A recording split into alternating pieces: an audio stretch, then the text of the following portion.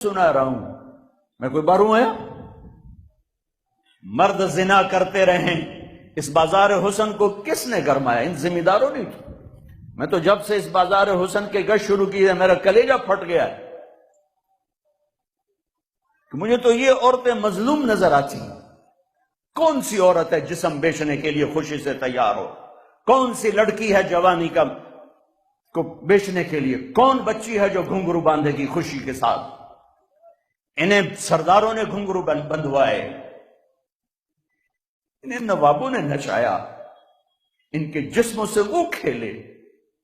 ظالم یہ نہیں، ظالم وہ ہے جنہوں نے ان کے سر پہ دوپٹہ رکھنے کے بجائے ان کے جسم کو نوچا، اپنی ہوس کا شکار نشانہ بنایا، وہ طوائف بن گئی۔ اے اوے میاں صاحب رہا، میں یہیں پیدا ہوا ہوں، ذمہ داروں کے گھر میں پیدا ہوا ہوں، میں یہ سب کچھ دیکھا ہوا ہے۔ مجھے تو یہ بچیاں مظلوم نظر آتی ہیں کہ جو مردوں کی ہوس کی بھینٹ چڑھتی ہیں۔ رات ایک بچی میرے پاس آئی ہوئی تھی، میاں صاحب میری کدائیں شادی کرا تھا، جتھے گل کرے نہیں ہوں آدھے میرے نال اونج رہے میں شادی نہیں کر، میری کدائیں شادی کرا۔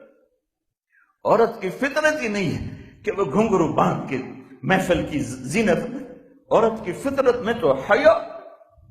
پتہ نہیں کن دکھوں سے گزر کر کوئی بچی گھنگرو باندھتی، کوئی بچی اپنے جسم کو بیچتی ہے۔ وہ ہیں سولی پہ لٹکائے جانے کے قابل جو ان کے جسموں کی قیمت لگاتے ہیں، ان کو عزت کی چادر نہیں پہناتے، اپنی ہوس کی بھینٹ چڑھاتے ہیں۔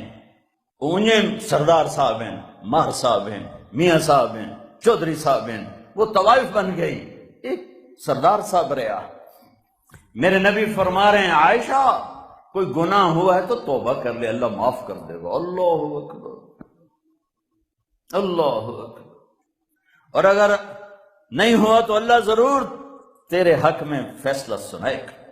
تو حضرت عائشہ 24 گھنٹے سے سوئی نہیں تھی، اٹھ کے بیٹھ گئی، رو رہی تھی، ایک دم آنسو خشک ہوئے۔ ابا میری صفائی پیش کر۔ ابو بکر کہ بیٹی میں کچھ نہیں کہہ سکتی۔ اماں میری صفائی پیش کر۔ کہ بیٹی میں کچھ نہیں کہہ سکتی۔ تو فرمایا اگر میں جھوٹ بولوں تو اب سب مجھے سچ مانو گے، اور اگر میں سچ بولوں تو کوئی مجھے سچا نہیں مانے گا۔ میں اپنے اوپر الزام کیسے دھر لوں؟ میں اپنے رب کو پکارتی ہوں، میں یعقوب کے رب کو پکارتی ہوں، یوسف کے باپ کو پکارتی ہوں۔ کہتے مجھے حضرت یعقوب کا نام بھول گیا غم کی وجہ سے۔ میں نے کہا میں یوسف کے باپ والا جملہ بولتی ہوں جو انہوں نے کہا تھا فصبر جمیل واللہ المستعان، اور یہاں لیٹی تو ایک دم وحی آئی۔ اب 1 مہینے کے بعد وحی آئی، اور حضرت عائشہ فرماتی میں تو مطمئن تھی کہ جو بھی آئے گا میرے حق میں آئے گا، لیکن مجھے یہ نہیں پتا تھا کہ میرے حق میں قرآن ہی آ جائے گا۔ مجھے تھا کہ جبریل آ کر کہہ دے گا سب غلط ہے، اور میرے باپ ایسے کانپ رہے تھے اور میری ماں ایسے کانپ رہی تھی۔ میں قربان جاؤں صدیق کے صبر پر۔ فرشتوں سے معصوم بیٹی پہ الزام لگا، ایک دفعہ جا کے دربار رسالت میں نہیں کہا یا رسول اللہ یہ کیا ہو رہا ہے، پورے مہینے میں ایک جملہ بولا، ایک سبحان اللہ، یہ کام تو کبھی کفر میں نہ کیا، آج ایمان کے بعد ہماری عزتوں پہ داغ لگایا جا رہا ہے۔ جب وہی ختم ہوئی تو اللہ کے نبی مسکرائے کہا عائشہ مبارک ہو، اللہ خود تیرے لیے گواہ بن کے آ گیا۔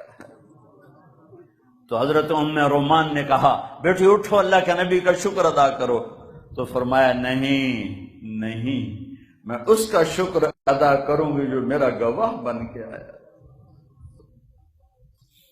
اتنے دکھ پہنچانے والے عبداللہ بن ابی کے جنازے کے لیے کھڑے ہو گئے۔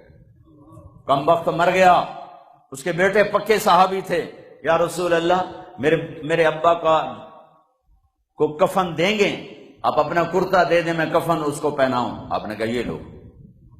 آپ کہتے تو منافق ہے، میرے کرتے دونوں کی فائدہ، کہ یہ لو۔ یا رسول اللہ جنازہ پڑھائیں گے؟ کہاں پڑھاؤں گا، آپ کو خبر ہے کہ یہ کافر ہے، میرے جنازہ پڑھانے سے کیا ہوگا؟ کہ نہیں پڑھاؤں گا۔ اپنا کرتا دیا، کفن پہنایا۔ اس کے جنازے پر کھڑے ہوئے تو سامنے عمر آ گئے. یا رسول اللہ، اب جانتے نہیں یہ کون ہے؟ مجھے بتا دو کون. جانتا نہیں تو اور کیا ہے، تو کہ جنازہ کیوں پڑھا رہے ہیں؟ کہ اللہ نے کہا پڑھ یا نہ پڑھ معاف نہیں کروں گا، میں پڑھتا ہوں شاید اللہ معاف کر. میرے نبی دیکھ رہے تھے کہ یہ امت ایک دوسرے کے جنازے پڑھنا بھی چھوڑ جائے. میرے نبی جانتے تھے، دیکھ رہے تھے. ارے آپ نے تو حسن حسین کے لیے ہاتھ نہ اٹھائے، تمہارے لیے ہاتھ اٹھائے، ان کو قربانی کے لیے پیش کر دیا، ایک لفظ نہیں ان کے لیے بولے. 12 ربیع الاول 7 جون 633 عیسوی 11 ہجری پیر کا 10 بج رہے تھے. اپنی بیگمات کو بلایا، کچھ نہیں بتایا، بس ملاقات کر کے رخصت. بیٹی فاطمہ کو بلایا کہ بیٹی میں جا رہا ہوں، ان کو صرف بتایا میں آج جا رہا ہوں. وہ رونے لگی، کرو نہیں، تیری میری ملاقات چند دن بعد ہے. 6 ماہ بعد بیٹی کا بھی انتقال ہو گیا. پھر علی کو بلایا، ان کا سر اپنی گود میں رکھا اور ان کے سر پہ کمر پہ ہاتھ پھیرتے رہے اور دعا دیتے رہے. پھر ان کو رخصت فرمایا. سب سے آخر میں اپنے بچوں کو بلایا کہ میری 2 ٹہنیاں حسن حسین، میری